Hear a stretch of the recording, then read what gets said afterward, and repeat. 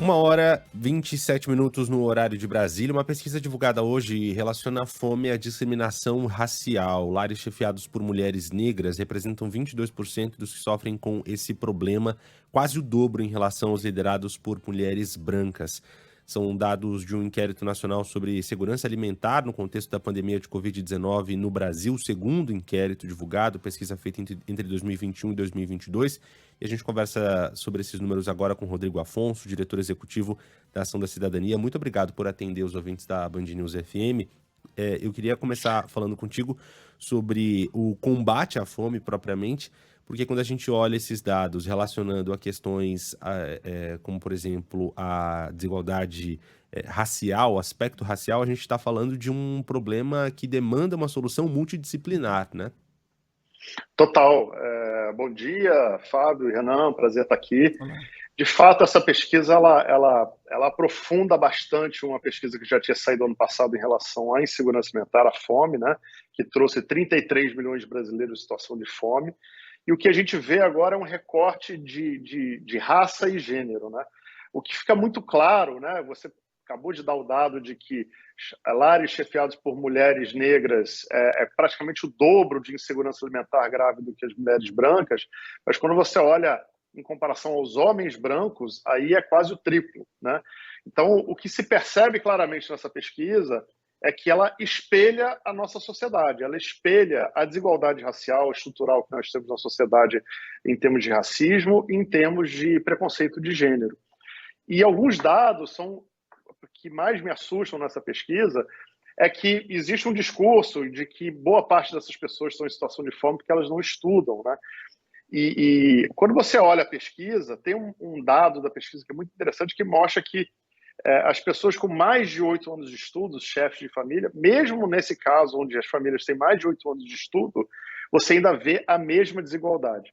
Você vê as mulheres negras com 15% dos lares em situação de fome, enquanto os homens brancos com 5%. Então não é só o estudo, isso escancara para a gente como sociedade como o racismo e o preconceito de gênero estão entranhados na sociedade e que precisam, de alguma forma, mudanças drásticas, né? Tanto nas políticas públicas quanto numa questão cultural da nossa sociedade brasileira. Ô, Rodrigo, eu estou aqui no site, né? olheparafome.com.br, estou dando uma olhada na pesquisa e também há outros recortes absolutamente importantes, absolutamente fundamentais, e um deles é o recorte por região, né? Que também mostra essa desigualdade gritante no país. Estou aqui, percentual da população convivendo com formas mais severas de insegurança alimentar. Forma moderada, forma grave, de acordo com o estudo, com a pesquisa. No Norte, 45,2% das pessoas. No Nordeste, 38,4%. Centro-Oeste, 28,4%, já há uma diferença grande. Sudeste, 27,4% e no Sul, 21,7%. Se a gente pegar os extremos, 21% no Sul, 45% da população do Norte. É muito assustador, né?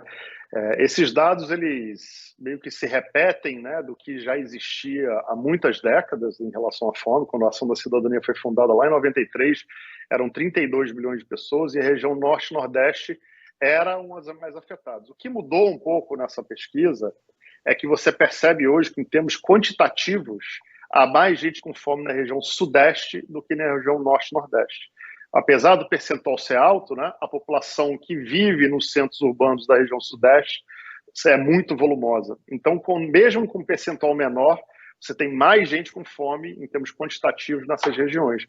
Isso foi uma mudança grande. Tá? Eu acho que da pesquisa que se tinha lá na década de 90 para essa de agora, mostra como a fome se espalhou pelo Brasil de forma ampla, né? Até na região sul, uma das regiões mais ricas também do Brasil, você percebe um volume muito grande de pessoas com fome. Então essa é a sistemática brasileira, né? O Rio de Janeiro, onde eu estou aqui agora, é um exemplo, né? São 15% da população em segurança alimentar grave. Esse é o retrato do Brasil, né? Então a gente percebe que a gente precisa olhar para a fome. A região Norte e Nordeste, claro, são muito afetadas, mas a região Sudeste também precisa de um olhar bastante significativo por conta disso. Rodrigo, quando a gente olha para esses dados e com esse recorte de gênero e raça, no país que a gente está, que tem discussões polarizadas e tende a simplificar discussões, muitas pessoas vão olhar para esses dados e talvez a parte da opinião pública vai falar que isso é mimimi.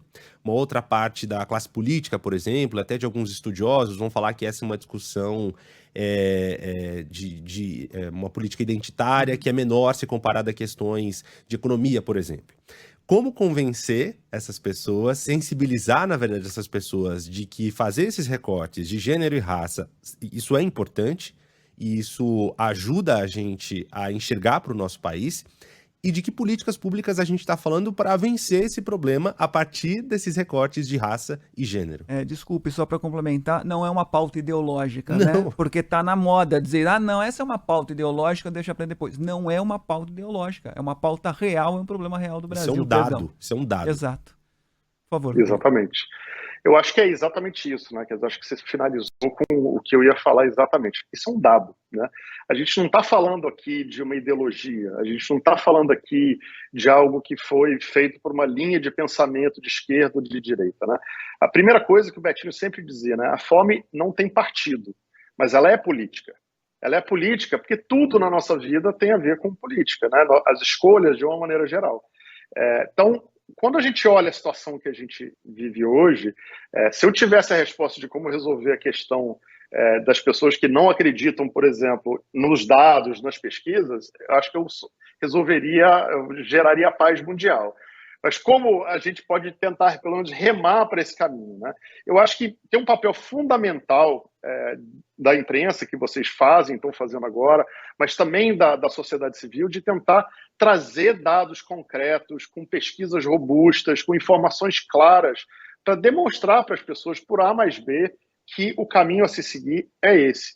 O resultado das cotas, saíram pesquisas muito significativas nas universidades, como isso melhorou de forma muito significativa a presença da população mais pobre nas universidades, e como isso gerou também uma série de pessoas que conseguiram quebrar a barreira da miséria depois de séculos, né, vivendo com as suas famílias em pobreza. Então, acho que trazer à luz esses dados, como essa pesquisa traz, uma pesquisa gerada do Brasil inteiro, como a Vox Populi, que é uma empresa que faz pesquisas muito robustas, tentando trazer informações muito claras, eu acho que isso é parte do caminho, né, de conseguir provar cientificamente que o caminho é esse. A outra é não esquecer a história, né? O Brasil já saiu do mapa da fome. O Brasil já criou as políticas para que a gente pudesse chegar a esse ponto de viver num país da América Latina que era o líder, né, mundial de combate à fome. O mundo inteiro vinha no Brasil aprender as políticas públicas que foram realizadas aqui. Não por isso a ONU tem no Brasil o escritório de excelência da WFP, que é o Programa Mundial de Alimentos da ONU, para ensinar com a experiência do Brasil o resto do mundo como combater a fome. Olha que louco, né? Então isso a gente sabe fazer. Os resultados vieram, saímos de 32 milhões em 93 para menos de 4 milhões em 2014. Então, o que falta de fato é que a fome ela seja muito claramente disseminada no sentido de a importância de combate a ela e de que ela faz parte da coisa mais basal do ser humano. Um ser humano com fome não estuda, não vai à escola, não come, não consegue ter trabalho, não consegue fazer praticamente nada, né? Não há democracia num país com 65 milhões de pessoas em insegurança alimentar moderada e grave. Então, se você não resolve esse problema, que é o mais básico, você não consegue, mesmo investindo nos outros, resolver a solução. Então, está tudo entranhado, está tudo ligado, e o dado empírico é que as mulheres pretas e os homens pretos, negros e pardos, né, pretos e pardos, são os que mais são afetados. Esse é um fato. Se é uma dívida histórica, como se resolve isso? Mas a gente tem que tratar o fato com políticas que consigam olhar para essa parcela da população. Muito bem, sem dúvida alguma. Para encerrar, eu vou passar 2 sites aqui, para quem tiver interesse sobre o assunto e também mais dados da pesquisa. Dá para acessar açãodacidadania.org.br, açãodacidadania.org.br e olheparafome.com.br, 2 sites muito bem feitos, com muita informação, e você que tem interesse a respeito do assunto, espero que tenha, dá para se informar bacana por lá. A gente conversou aqui na Band News FM com o Rodrigo Afonso, diretor executivo da Ação da Cidadania, justamente a respeito desse levantamento, segundo o Inquérito Nacional sobre Insegurança Alimentar, dessa vez no contexto da pandemia da Covid-19 no Brasil.